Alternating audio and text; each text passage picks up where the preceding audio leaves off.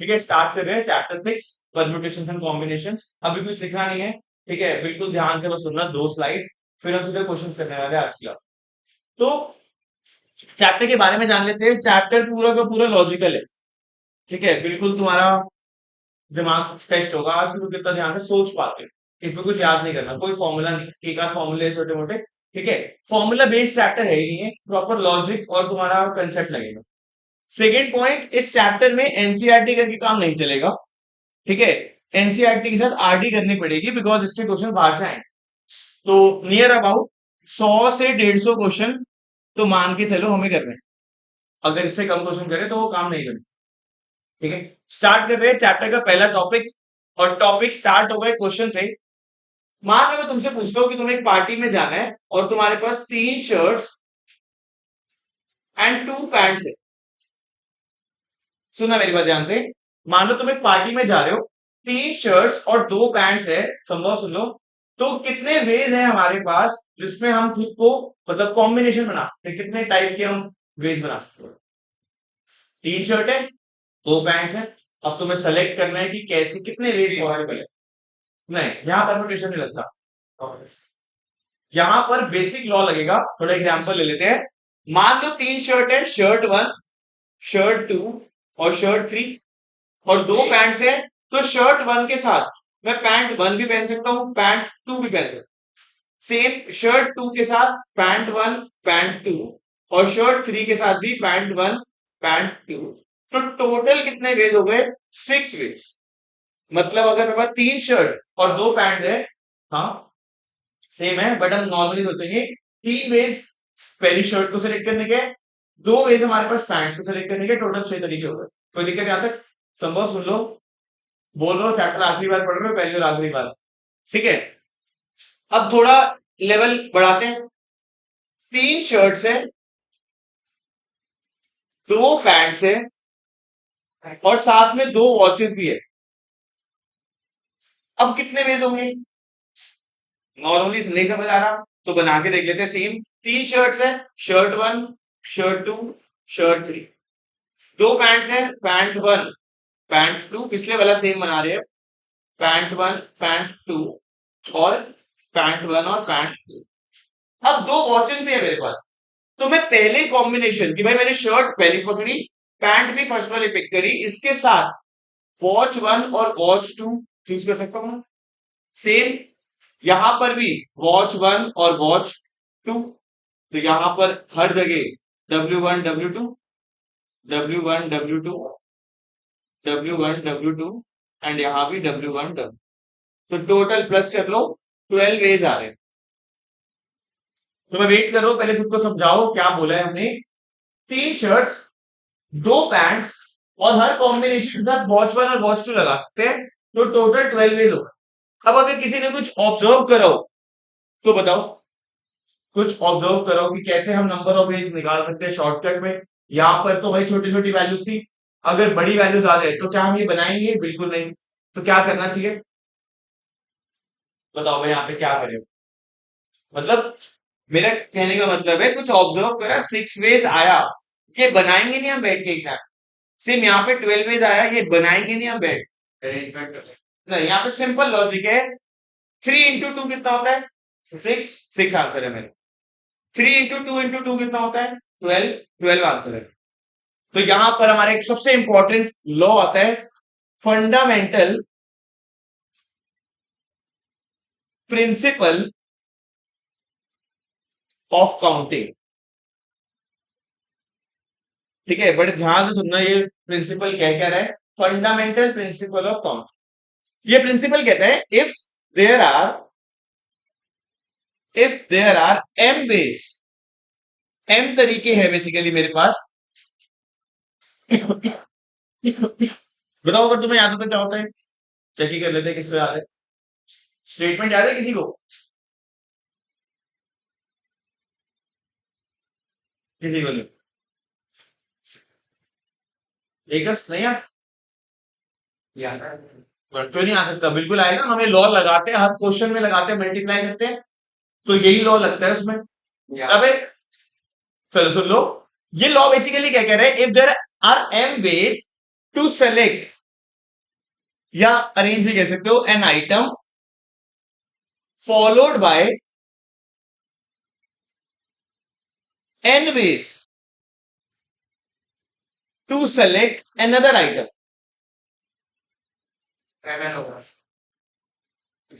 ठीक है, जैसे यहां पे अगर तुम देखो, पहले शर्ट को पिक करने के 3 तरीके थे, पैंट्स को पिक करने के 2 वेज थे। तो एन कितना हो गया 3, एन कितना हो गया 2। तो वो कह रहे हैं बेसिकली अगर ऐसा होता है then total ways will be equal to M into N. और अगर यहाँ पे एम एन मान लो कोई और वेरिएबल आ जाए, 3 चीजें हो, तो एम इंटू एन इंटू ए। अगर 4 चीजें हो, एम इंटू एन इंटू ए इंटू बी। तो लॉ है लगेगा, हर क्वेश्चन में लगेगा। मैं तब बार बार नहीं बताऊंगा कि हम ये वाला लॉ लगा रहे हैं। हाँ हाँ, वो तो कुछ भी ले सकते हो, हमें लिखना भी नहीं है लॉ, हम डायरेक्ट अप्लाई करेंगे। बट जो पता होना चाहिए कि भाई अगर एक चीज को 3 वेज है, दूसरे को 2 है, तो इनको मल्टीप्लाई करने वाले हैं, प्लस नहीं करने वाले। ये मत बोलना अगर 3 शर्ट है 2 पैंट है तो 5 तरीके हो गए, नहीं, 6 वेज है। सेम यहाँ पे 3 + 2 मत करना, 3 × 2 × 2 करना हो। क्या ये वाला पॉइंट क्लियर है? थोड़ा थ्योरी वाला पार्ट था, बट आसान था, मुश्किल नहीं था। ठीक है, अब एक स्लाइड और फिर तुम कॉपी करना। नेक्स्ट हमारे पास जो टॉपिक है वो है फैक्टोरियल। जो नेक्स्ट टॉपिक है वो है फैक्टोरियल। ठीक है, सबसे पहले इसका सिंबल जान लेते हैं। इसका सिंबल होता है एक्सक्लेमेशन मार्क। सिंपल सी बात, इसका सिंबल होता है exclamation mark. Next point, example अगर तुम देखना चाहो ऐसे लिखा होगा 5 फैक्टोरियल या 3 फैक्टोरियल या n फैक्टोरियल, कुछ भी ऐसे लिखा। मीनिंग क्या होता है इसका? अगर बाय चांस 5 फैक्टोरियल लिखा है तो तुम्हें 5 इंटू 4 इंटू 3 इंटू 2 इंटू 1 इसकी वैल्यू निकाले। मतलब जो नंबर लिखा है उसका फैक्टोरियल अगर लगा है, मतलब 5 फैक्टोरियल है, 5 उससे छोटा नंबर 4 3 2 1 मल्टीप्लाई करो। सेम अगर मैं तुमसे पूछूं 7 फैक्टोरियल क्या होगा, क्या जवाब दोगे? 7 6 5 4 3 2 1। सिंपल है, मल्टीप्लाई करके जो वैल्यू आएगी वो लिख देंगे। इसकी वैल्यू 120 आती है, ठीक है, इसकी वैल्यू निकाल लेना जो भी आएगी, तो हमारा 7 फैक्टोरियल इजी है। अब ये ध्यान से बताना, n फैक्टोरियल, जब n फैक्टोरियल को ब्रेक करेंगे तो लिखेंगे n, फिर n-1, फिर n-2 एंड सो ऑन। कब तक चलता रहेगा? 3 2 1। सेम ही चीजें बस वेरिएबल की फॉर्म में लिखी है। यहां पे अगर 7 था, 7 फैक्टोरियल था, तो पहले 7 आता है, फिर उससे एक कम आता है 6, फिर उससे एक कम आता है 5। मैं यहाँ पे ये तो कर रहा हूं। अगर n फैक्टोरियल है तो पहले आएगा n, फिर n से एक कम यानी n-1 n-2 and so on, and में 3 2 1 करते चले। बात समझ आ रही है यहाँ पर? पक्का ये फैक्टोरियल वाला पार्ट बहुत इंपॉर्टेंट है, ये याद है। आगे जाके ये जो बेसिक पढ़ रहे हैं हर क्लास में हर क्वेश्चन पे यूज होगा, तो ये ध्यान रखो। ये रे, अब कुछ वैल्यूज तो हमें याद ही रहनी चाहिए ताकि हम बार बार सोचे ना। जैसे 1 फैक्टोरियल की वैल्यू 1 होती है, हो जाएगी यार। 2 फैक्टोरियल की वैल्यू बता दो, 2 इंटू 1 होगा which is 2। 3 factorial 6, 3 into 2 into 1 6। 4 factorial 24। 5 factorial 120। 6 factorial 720। तो 6 वैल्यू हमें याद हो ताकि अगर क्वेश्चन में दिखे वैल्यू तो हम डायरेक्टली अप्लाई कर बिना जाके कैलकुलेट करें, फटाफट जाएंगे वैल्यू लिखेंगे। तो ये वैल्यूज हमें याद होनी चाहिए। अब कुछ पॉइंट्स याद रखने हैं, ठीक है, इसमें गलती मत करना। पहला पॉइंट, 3 फैक्टोरियल, या एक काम करो ऐसे लिख लो 7 फैक्टोरियल -2 फैक्टोरियल। तुम बोलोगे भाई 7 -2 कर दो, 5 फैक्टोरियल, ऐसा नहीं होता। करते हैं ना भाई, 3x - 2x x, 7x - 2x 5x, यहां पे अलाउड नहीं है। तो 7 फैक्टोरियल -2 फैक्टोरियल 5 फैक्टोरियल नहीं होता। सेम 7 फैक्टोरियल +2 फैक्टोरियल भी 9 फैक्टोरियल नहीं होता। बात समझ आ रही है मैं क्या कहना चाह रहा हूं? क्या तुम बोलो 7 + 2 लिख दो 9 और फैक्टोरियल लगा दो, नहीं, अलाउड नहीं है, चेक भी कर सकते हो तुम। 7 फैक्टोरियल वैल्यू आएगी, उसमें 2 फैक्टोरियल ऐड करोगे, मतलब 2 तो ऐड करना है उसमें, क्या वो 9 फैक्टोरियल बन जाएगा? नहीं। तो यहां पर हम ऐड नहीं कर सकते, ये बात ध्यान रखें। फिर क्या करेंगे? कैलकुलेट करेंगे आराम से जाकर। और कोई तरीका नहीं है, कैलकुलेट करो, वैल्यू निकाल के लाओ और कुछ। तो ये वैल्यू हमें याद रखनी है। सेम अगर बाय चांस आ जाए 7 फैक्टोरियल इंटू 2 फैक्टोरियल, तो क्या वो 14 फैक्टोरियल हो जाएगा? नहीं, 7 इंटू 2 यहाँ पे भी अलाउड नहीं है। और last 7 factorial divide by 2 factorial हो जाए, तो क्या वो 3.5 फैक्टोरियल हो जाएगा? बिल्कुल ही नहीं। तो चारों केसेस में प्लस माइनस मल्टीप्लाई डिवाइड कोई भी ऑपरेशन हमारा अलाउड नहीं है फैक्टोरियल पर। फिर क्या करना पड़ेगा? वैल्यू निकालता है। अब एक एग्जाम्पल लेते हैं कि हम कैसे क्वेश्चन को सॉल्व करने वाले हैं और कैसे अपने काम को आसान करेंगे। मान लो तुमसे पूछा जाए, भाई बताओ 8 factorial minus 6 factorial upon 6 factorial, ये क्वेश्चन आता है। तो जो यहां तक पढ़ के आया बच्चा, वो कहेगा 8 फैक्टोरियल निकाल लेते हैं, 6 फैक्टोरियल भी निकाल लेते हैं, जो आंसर आएगा उसको 6 फैक्टोरियल से डिवाइड कर लेंगे। बट हमें ऐसा करना नहीं है, यहां पे हम लगाएंगे शॉर्टकट।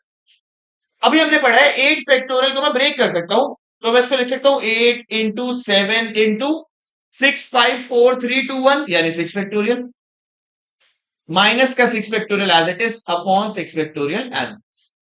बात समझ आई? 8 फैक्टोरियल को लिखा 8, 7, 6 फैक्टोरियल, 6 फैक्टोरियल ऊपर कॉमन आ, कॉमन तो ले सकते हैं हम। तो ब्रैकेट में क्या बचेगा? 8 इंटू 7 56 माइनस का 1 अपॉन में 6 फैक्टोरियल। तो ये तरीका था वैल्यू ना निकालने बिना, हमने 6 फैक्टोरियल नीचे था, यहां भी था, यहां पे खुद से क्रिएट कर दिया।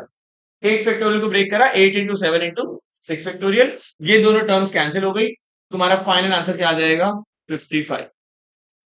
तुम चेक भी कर सकते हो, वैल्यू निकाल के पुट करोगे आंसर सेम आएगा। यहां पे हमने जल्दी निकाल लिया अपना आंसर, प्रॉपर्टी लगा। प्रॉपर्टी क्या है कि हम बड़े नंबर को छोटे फैक्टोरियल में ब्रेक कर सकते हैं। 8 फैक्टोरियल को लिख सकते हैं 8 इंटू 7 इंटू 6। क्लियर है यहां तक? यही थे अपने आज के बेसिक अभी के। तो फिलहाल ये दोनों बोर्ड वही दोनों स्लाइड्स कॉपी कर लो, ठीक है? फिर आगे चलते हैं सीधा क्वेश्चन। कुछ पूछना है तो पूछ सकते हो यहां तक, कुछ भी मन में डाउट आ रहा है लिख लो एक बार इसको।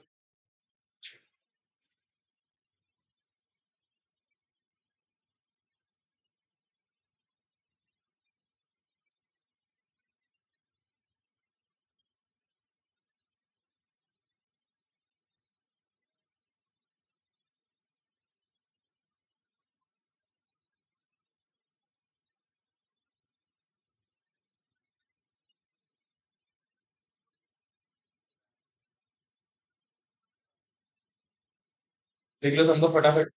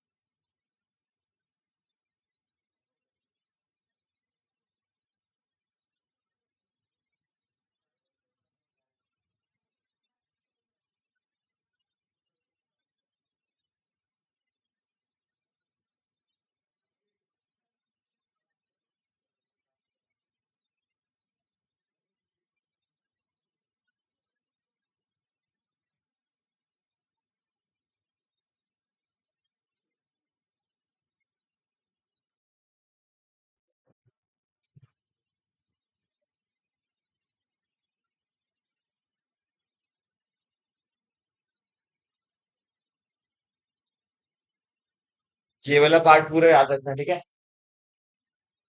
अगर किस्मत अच्छी हुई तो डायरेक्ट क्वेश्चन आया था फैक्टोरियल का, या फिर परम्यूटेशन कॉम्बिनेशन में इसका एक पार्ट आएगा तो डायरेक्ट क्वेश्चन होता है बिना वर्ड प्रॉब्लम से। तो याद,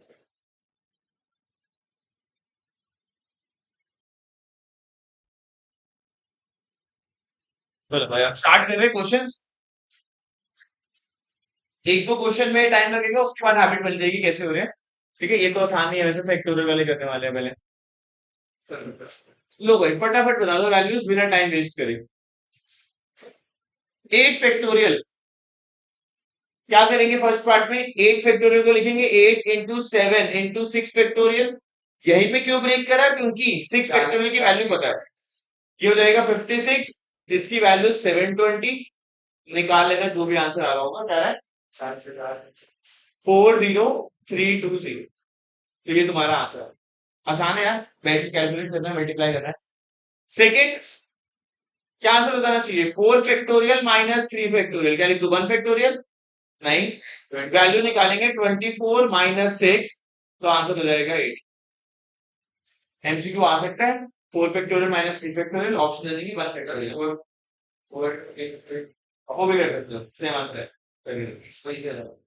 बड़े नहीं नहीं, ये बड़े बड़े टर्म के लिए ठीक इजी होगा, वो फिलहाल के लिए तो यही आसान है। ठीक है, आगे बढ़ते हैं।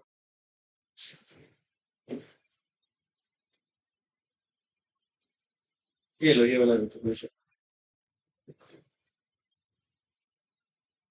क्या आंसर होना चाहिए सेकंड क्वेश्चन का? नो, अभी पढ़ा था भाई, हम ऐसे ऐड नहीं कर सकते। 3 फैक्टोरियल + 4 फैक्टोरियल 7 फैक्टोरियल नहीं होगा, वैल्यू निकालनी पड़ेगी। थर्ड क्वेश्चन में मजा आएगा, निकालते हैं। हमें निकालना है 8 factorial upon 6 factorial into 2 factorial. भाई वैल्यू मत निकालना, तुम बोलोगे इसकी वैल्यू 720 into 2 8 फैक्टोरियल निकालते हैं, नहीं यहाँ पे हम कुछ अच्छा काम करेंगे। हाँ, नहीं सीधा आंसर तो ठीक है। 8 फैक्टोरियल को ब्रेक करेंगे 8 into 7 into 6 फैक्टोरियल। क्यों? क्योंकि यही टर्म नीचे दिख रही है, 6 फैक्टोरियल into 2 फैक्टोरियल की वैल्यू 2 होती है। ये दोनों कैंसिल, ये इससे कैंसिल होगा 4, तो आंसर आ जाएगा 7 into 4 20। क्या आसान क्वेश्चन था, कैलकुलेट कर लेना है बस। ठीक है, आगे बढ़ रहे हैं। सेकेंड एक्सरसाइज है उसका, उसकी कोशिश कर रहे हैं हम। ये पढ़ो, इसमें कुछ सीखने वाले हैं। बताओ क्या करना चाहिए। हमें बोला है 1/6 factorial +1/7 factorial equals x/8 factorial. आज पहली बार सीखेंगे भाई फैक्टोरियल में एलसीएम कैसे लेते हैं, और सिर्फ कॉमन सेंस चाहिए। जब हम एलसीएम लेते हैं, हमने एक पॉइंट पढ़ा हुआ है, देखो एक बार, एक पॉलिथीन में फेंक देना। ठीक है, हमने पढ़ा हुआ है कि भाई अगर एक नंबर 2 है और एक नंबर 4 है, तो उनका एलसीएम क्या होगा? इधर देख लो भाई, ले लो सारे, सारे फेंक देना। ठीक है, 2 और 4 का एलसीएम क्या होगा? सिंपल क्वेश्चन है, 4। 2 और 10 का एलसीएम क्या होगा? 10। तो अगर दो नंबर है जिसमें से एक दूसरे का मल्टीपल है, तो बड़े नंबर को एलसीएम बोलते हैं। सेम यहाँ पे अगर ध्यान से देखो, 6 फैक्टोरियल और 7 फैक्टोरियल में 7 factorial is a multiple of 6 factorial. 6 factorial को 7 से करते हैं तो आंसर आ जाएगा 7 फैक्टोरियल, तो एलसीएम इसका 7 फैक्टोरियल आने वाला, बड़ा वाला, बड़े वाला नंबर आएगा एग्जैक्ट। अब 6 फैक्टोरियल को किससे मल्टीप्लाई करोगे 7 फैक्टोरियल आएगा? 7 ऊपर एज इट इज 1, यहाँ पे आ रहा है x/8 फैक्टोरियल। अब क्या करो, 7 + 1 8 होता है, क्रॉस मल्टीप्लाई कर रहा हूं तो 8 into 8 factorial x into 7 factorial. 8 factorial को एक्सपैंड करेंगे, 8 into 7 फैक्टोरियल, यहां पर x into 7 फैक्टोरियल है, 7 फैक्टोरियल और 7 फैक्टोरियल कैंसिल, x आ गया 64। दिस इज तो बच्चों वाले क्वेश्चन थे, ये वाला क्वेश्चन आ सकता है इंटरेस्टिंग था। भाई एलसीएम जिसका सही नहीं है, जिसके बेसिस खराब है, वो यहाँ पे गलत कर दे। तो दोबारा रिपीट करता हूं, 6 फैक्टोरियल और 7 फैक्टोरियल का एलसीएम बड़े वाला नंबर यानी 7 फैक्टोरियल होगा। फिर हम देख लेंगे 6 फैक्टोरियल को किससे मल्टीप्लाई करते हैं 7 फैक्टोरियल आता है, आंसर इज 7, तो ऊपर आ जाएगा 7 और +1। ठीक है, क्लियर है पक्का? चलो देखो एक लास्ट क्वेश्चन कर ही लेते हैं, फिर तुम कॉपी करना, एक्सरसाइज हो गई है फिर हमारी। 6.28 5 क्वेश्चन है। इसमें कुछ एक्सप्रेशन लिखा है, ये एक्सप्रेशन की वैल्यू निकाला, बताएगा क्या करें। फर्स्ट पार्ट की बात करते हैं।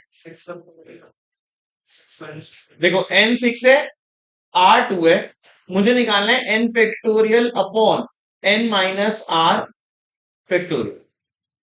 n की वैल्यू डाल दो 6 फैक्टोरियल, नीचे क्या आएगा n माइनस r यानी 6 माइनस 2 फैक्टोरियल। ये वैल्यू निकालनी है। 6 फैक्टोरियल एज इट इज, नीचे बन गया 4 फैक्टोरियल। ये अलाउड है 4 फैक्टोरियल, 6 - 2 ब्रैकेट में है तो उसको मैं 4 लिख सकता हूं, ठीक है। तो इसका आंसर हो जाएगा 6 × 5 × 4 फैक्टोरियल, नीचे 4 फैक्टोरियल, आंसर आ जाएगा 30। सेकेंड पार्ट तुम खुद कर लेना, सेम कहानी है। ऊपर 9 फैक्टोरियल आएगा, नीचे आएगा 9 - 5 यानी 4 फैक्टोरियल, इसको वैल्यू निकालने की। तो दिस इज माय फैक्टोरियल का इतना कंसेप्ट किया, तो क्या मतलब इतना आना चाहिए। आरडी के क्वेश्चन नहीं कर रहे अभी हम, ठीक है, आरडी से भी आ सकता है चैप्टर, तो फिलहाल इतना पार्ट देख लो, यहाँ से कॉपी कर लो, जो भी तुम्हें इंपॉर्टेंट लगे वो कॉपी करना, सब कुछ लिखने की नीड नहीं। तो यहाँ पे लिख लो, संभव लिख लो भाई प्लीज, जो इंपॉर्टेंट लग रहा हो वही लिखना है।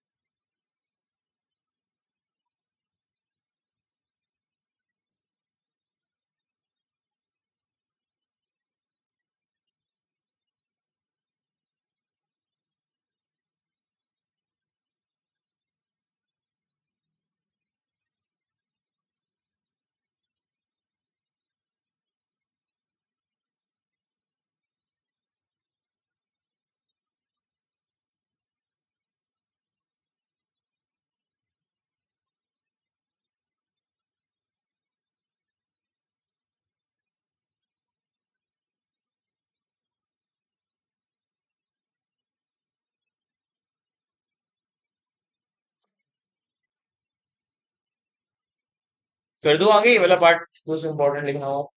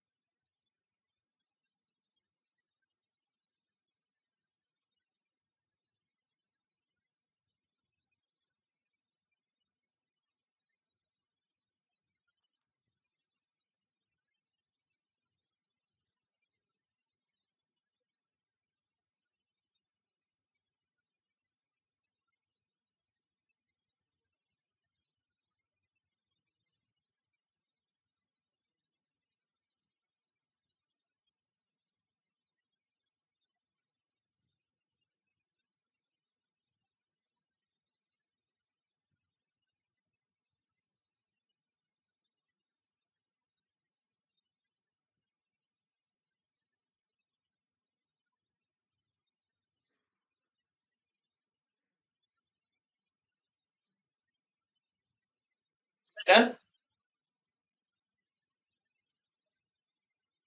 चलो अब एक पॉइंट पढ़ेंगे छोटा सा, इस बॉक्स में पढ़ लेते हैं यहाँ पे।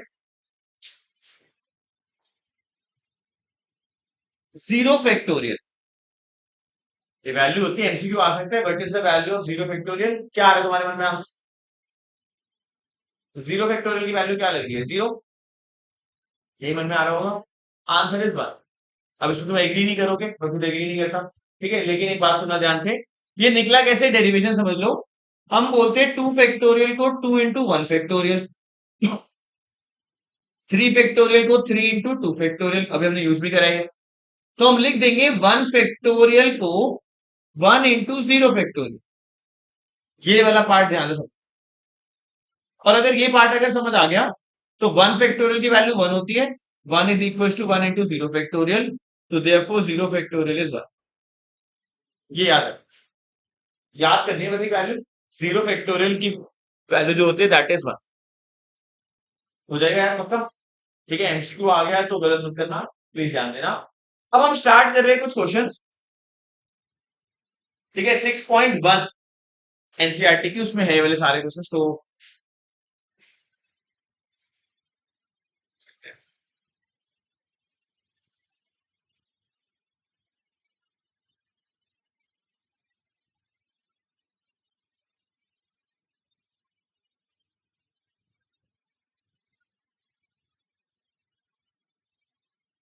दो क्वेश्चन सीख लो, सारे हो जाएंगे। सिर्फ दो क्वेश्चन गिनती के। पहला क्वेश्चन पढ़ो क्या लिखा है और तरीका भी समझेंगे। How many 3 digit numbers can be form from the digits 1 2 3 4 5। तो हाथ में कितने डिजिट्स अवेलेबल है? 5। तो मैं यहाँ पे लिख रहा हूं जो डिजिट्स दे रखी है क्वेश्चन में मुझे, वो है 1 2 3 4 5, यानी इन्हीं को यूज करना है। और हमें 3 डिजिट नंबर्स बनाने हैं सच दैट पहले पार्ट में बोले रेपिटेशन अलाउड, मतलब मैं एक डिजिट को रिपीट कर सकता हूं। सेकंड पार्ट में बोले रेपिटेशन अलाउड नहीं। अब इसको एक बात समझो, गेम में मान लो जिसमें तुम्हारे पास 3 ब्लॉक्स हैं, बिकॉज 3 डिजिट नंबर बनाना है, और ये 5 हाथ में तुम्हारे पास वैल्यूज है जो तुम पुट कर सकते हो बॉक्स में। पहले वैल्यू बताओ। सुनो मेरी बात, ध्यान से सुनना यहाँ पे। इसको करने का एक तरीका समझ लो। सबसे पहली बात, 3 डिजिट नंबर बनाना है। तो 1 2 3, ones place, tens place, thousand. मैं यहाँ पे कुछ लिखने वाला हूं, बड़े ध्यान से सुनना। वंस प्लेस पे मैं इन पांचों में से कोई एक नंबर डालूंगा। अब मुझे नहीं पता, कोई भी नंबर डाल सकते हैं हम। तो मान लेते हैं हमने कोई भी एक नंबर पिक करा, तो उस नंबर को पिक करने के टोटल 5 वेज है। मैं ये नहीं कह रहा कि मैं 5 डाल रहा हूं, मैं कह रहा हूं जो नंबर यहां आएगा उस नंबर को पुट करने के 5 तरीके हैं मेरे पास। 1 भी आ सकता है, 2 भी, 3 भी, 4 भी और 5। सेम मैं रिपीट भी कर सकता हूं, तो इसको भरने के भी 5 तरीके हो गए और इसको फिल करने के भी 5 वेज हो गए। और हमने थोड़ी देर पहले पढ़ा था फंडामेंटल प्रिंसिपल ऑफ काउंटिंग। वो कहता है अगर 3 में 5 वे और 5 वेज है तो इनको मल्टीप्लाई कर देंगे। 5 into 5 into 5, यानी टोटल 125 वेज है, यानी 125 नंबर्स बन सकते हैं जो 3 डिजिट होंगे और इन 5 के थ्रू बन। सेकेंड पार्ट सुनो एक बार, फिर समझ आ जाएगा क्या कहने वाला हूं मैं। सेकेंड पार्ट में भी स्टोरी सेम है। 3 डिजिट नंबर बनाना है, लेकिन अब मैं डिजिट को रिपीट नहीं कर सकता। संभव देख लो। ठीक है, तो मान लेते हैं ये वाला बॉक्स पहले भर रहे हैं। तो इस बॉक्स को भरने के 5 वेज है मेरे पास, कोई भी डिजिट उठा ली। लेकिन लेकिन जब हमने एक डिजिट यहाँ पे डाल दी तो उसको दोबारा यूज नहीं कर सकते। सेकेंड पार्ट में बोले repetition of digit is not allowed. तो अगर 5 में से मैंने एक डिजिट हटा दी, कितने बचे? 4। तो यहां पे मैं 4 वेज से फिल कर सकता हूं। और अब एक और हटा दी तो टोटल 3 वेज बचेंगे। तो 3 वेज आर पॉसिबल जिसमें ये वाला बॉक्स फिल हो सकता है। तो टोटल हो जाएंगे 5 into 4 into 3। कैलकुलेट कर लो कितना आ रहा है, 60 आ रहा है। 60 वेज। ये पहला क्वेश्चन था हमारा। हमने क्या सीखा कि भाई स्टेटमेंट लिखी होगी, कुछ कंडीशन दी होगी, हर क्वेश्चन में बदलेगी कंडीशन। तो याद करने का तो कोई ऑप्शन ही नहीं है, फिर तुम रट्टा मार दो। रट्टा नहीं मार सकते, लॉजिक लगाना है कि भाई 5 डिजिट अवेलेबल थी, तो 5 में से कौन सी डाल रहे हैं हमें नहीं पता। ना हमें वैल्यू बतानी, हमें पता लगाना है कितने बना सकते हैं, how many total are possible. तो एक बात क्लियर है, यहाँ पे 5 वेज आएगा बिकॉज 5 डिजिट अवेलेबल है। सेम यहाँ पे 5, यहाँ भी 5। यहाँ पे स्टोरी बदल गई, 5 4 3, क्योंकि डिजिट को रिपीट नहीं कर सकता। तो अगर एक डिजिट यहाँ पे आ गई वो यहाँ नहीं आ सकती, तो 4 वेज। यहाँ पे भी आ गई तो वो यहाँ नहीं आ सकती, 3। तो ये वाला क्वेश्चन एक बार संभालो पहले। पक्का समझ आया? बड़े आगे तरफ। चलो एक क्वेश्चन और करते हैं।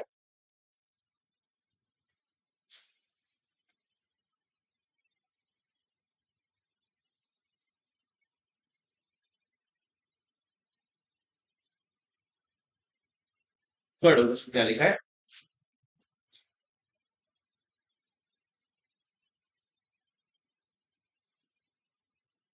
How many three digit even number, how many three digit even numbers, even आयो उस ध्यान से, can be form from the digits 1 2 3 4 5 6। तो पहले लिख लेते हैं अपने पास डिजिट्स कौन सी अवेलेबल है।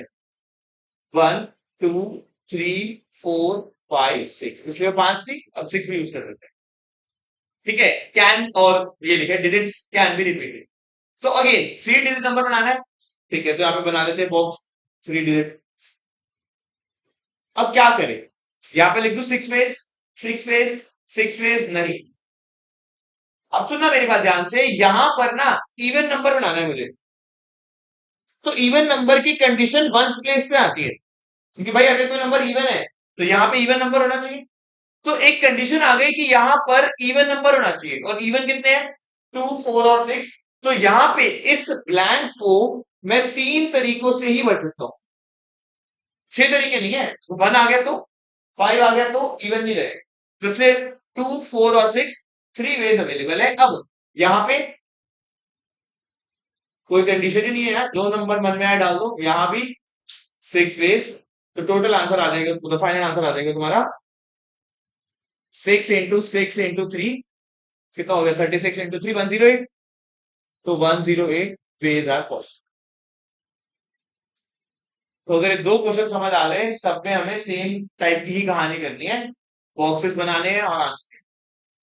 तो एक बार ये वाला क्वेश्चन और इससे पिछले वाला आराम से पहले कॉपी कर लो, कुछ पूछना हो तो पूछ सकते हो। और ये बॉक्स भी यार प्लीज, या तो साइड में लिख दो, डायरेक्ट लिख दो 0 फैक्टोरियल 1, जो तुम्हें ठीक लगे इसको बॉक्स में।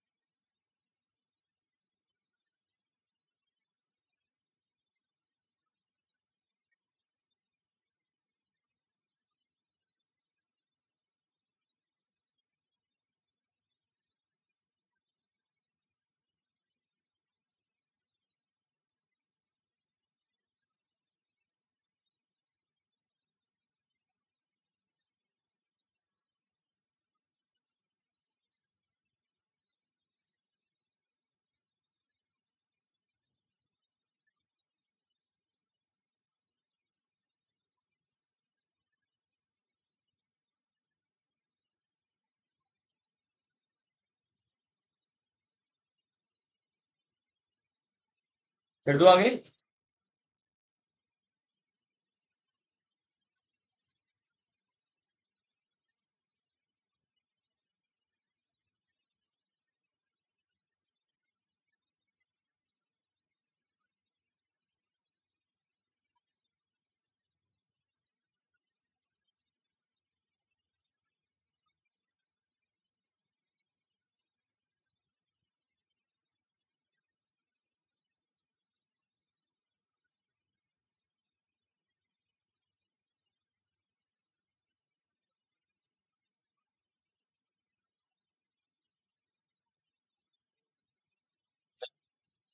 चलो मैं कुछ एक्स्ट्रा क्वेश्चन पूछ रहा हूँ, ठीक है, देखते हैं कौन दिमाग लगा पाएगा। थोड़ी ट्रिकी है, पर ट्राई करो।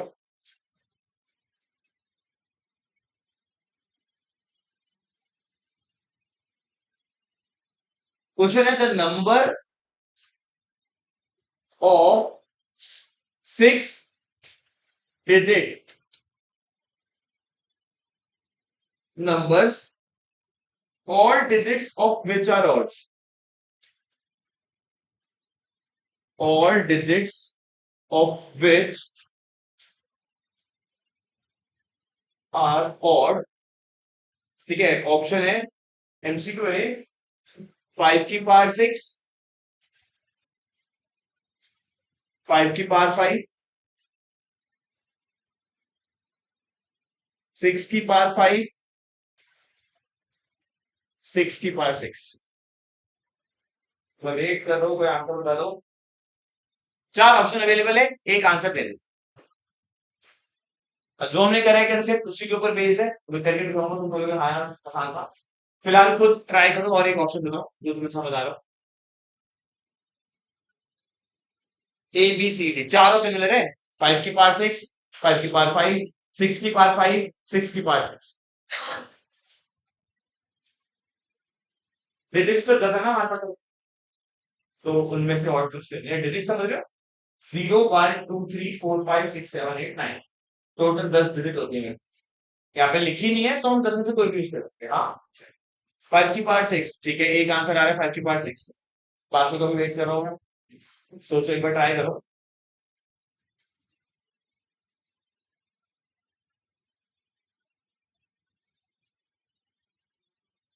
रिपीट हो सकती है। 5 की पावर 6 करेक्ट आंसर है, 5 की पावर 6। ठीक है, तो मैं यहाँ पे बहुत बढ़िया यहाँ पे लिख देता हूँ, आंसर है ए पार्ट, दैट इज 5 की पावर 6। अब समझिए क्या हुआ यहाँ पे। भाई बॉक्स बना लो, कुछ समझ नहीं आया बॉक्स बनाना करो। 6 डिजिट नंबर बनाने, 1 2 3 4, 1 2 3 4 5 और 6, 6 डिजिट नंबर बना दिए। तो हम मानते चलेंगे रेपिटेशन में होगी कि कोई भी नंबर हमारे यहाँ पे बोलेंगे नहीं किया वो और नहीं, इस केस में मान के चलेंगे। बता दो रीजन क्यों। यहाँ पे लिखा है all digits of which are odd, सारे डिजिट्स ऑड है ना। देखो मेरी बात, ऑड डिजिट्स होती कौन कौन सी है, 1 3 5 7 और 9, यानी इन पांच को यूज कर सकता हूं मैं, कोई छठा नंबर यूज नहीं कर। अगर 5 नंबर यूज कर सकता हूं तो इस ब्लैंक को फिल करने के 5 तरीके, इसको भी 5 5 5 5 और 5 को 6 टाइम मल्टीप्लाई करना है, तो 5 की पावर 6 मेरा आंसर है। जो तुम कह रहे हो वो सब पॉसिबल ही नहीं होगा। एग्जैक्ट, ठीक है, तो यहाँ पे मेरा आंसर हो जाएगा 5 की पावर 6। समझाओ खुद को क्या करें हमने यहाँ पे।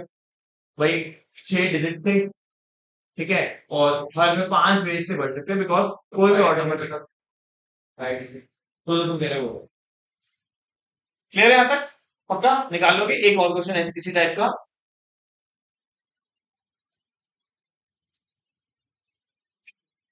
There are 6 true false question.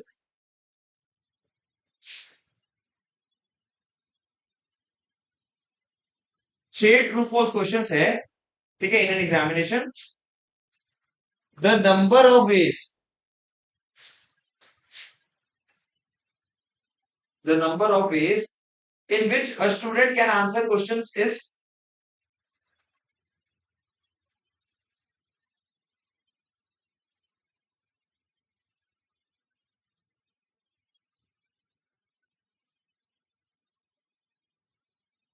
क्या हो गया भाई।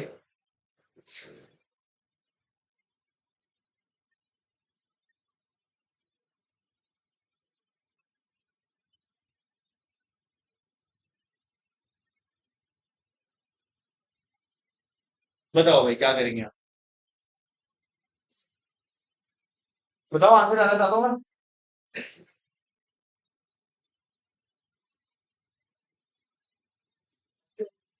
4 ऑप्शन है, 6 12 24 62 24। ओके, ठीक है आंसर हो तुम तो बस सोच के बोला था, बताओ रीजन के, क्या सोच रहे हो बताओ। 6 क्वेश्चन है, हाँ 4 ऑप्शन, चार ऑप्शन नहीं है, एमसीक्यू बोला है। सॉरी एमसीक्यू नहीं बोला, ट्रू फॉल्स बोला है। 4 ऑप्शन नहीं हुए, 2 ऑप्शन। 12 गलत आंसर है, सब गलत जा रहे हो। भाई प्लीज समझो मेरी बात, यहाँ पर हम क्या करेंगे, तुमने सेक्शन टू कर दिया शायद, तो क्या करा मतलब इसका आंसर 60 होगा। नहीं रुक जाओ, आंसर है 64। अब सुनो मेरी बात क्यों है। देखो आंसर 64 क्यों है यार, देखो 6 क्वेश्चन है, मैं पहले क्वेश्चन को या तो ट्रू लिखूंगा या फॉल्स लिखूंगा। पहले क्वेश्चन को आंसर मार्क करने के लिए टू वेज है मेरे पास, सेकंड के लिए भी टू है, थर्ड के लिए भी टू है, फोर्थ के लिए भी टू, फिफ्थ के लिए भी टू और सिक्स के लिए भी टू। तो टोटल वेज हो गए 2 की पावर 6 वेज। सोचो ना यार, वरना बॉक्स बना लो कि पहला आंसर सही, पहला आंसर मार्क करने के लिए दो तरीके, सेकंड के लिए भी दो तरीके, तो ये ऐसे निकालना है, निकालने वाले। पक्का क्लियर है यहाँ पे? तो ये वाला ध्यान रखना है। चलो वापस चलते हैं एनसीईआरटी पे, और थोड़ा स्पीड से बताना है ये दोनों क्वेश्चन, थर्ड और फोर्थ।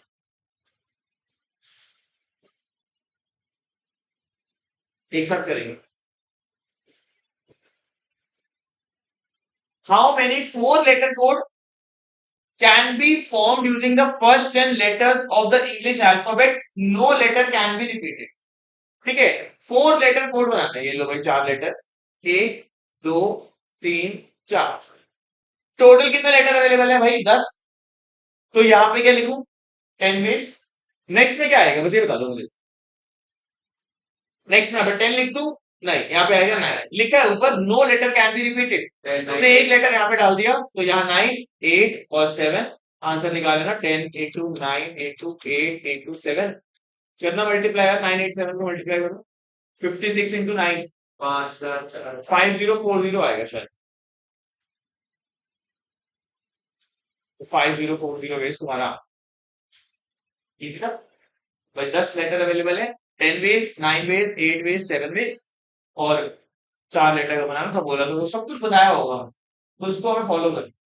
अब इस फोर्थ क्वेश्चन में अटक सकते हो। पढ़ लो पहले क्या लिखा है। मैं बहुत सिंपल है, बेफालतू में कंफ्यूज हो गए। ट्राई करो एक बार।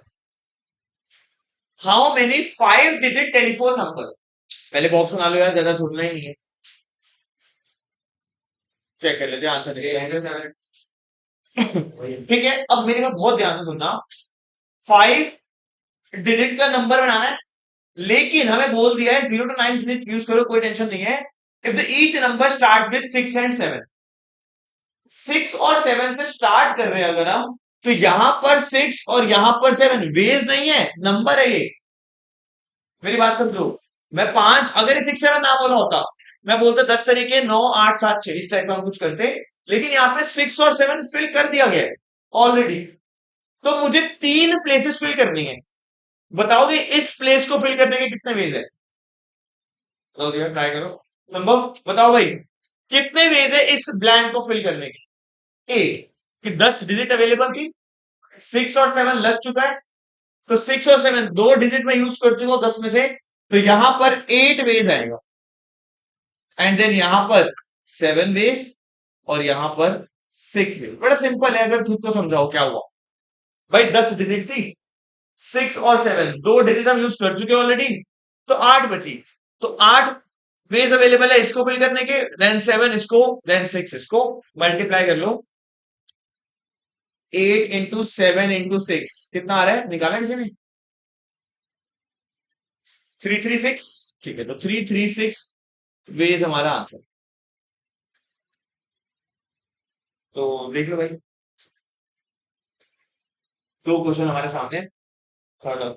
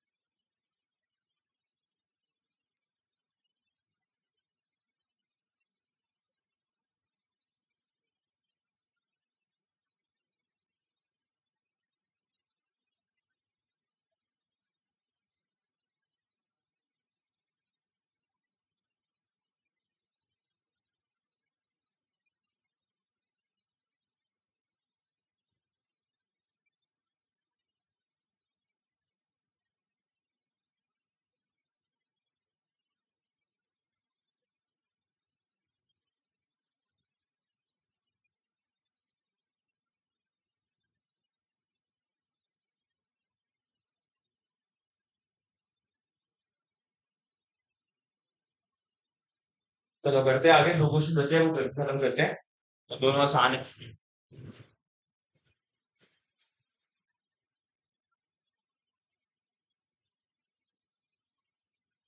ये तो यार लास्ट ईयर तो प्रोबेबिलिटी में भी करते थे।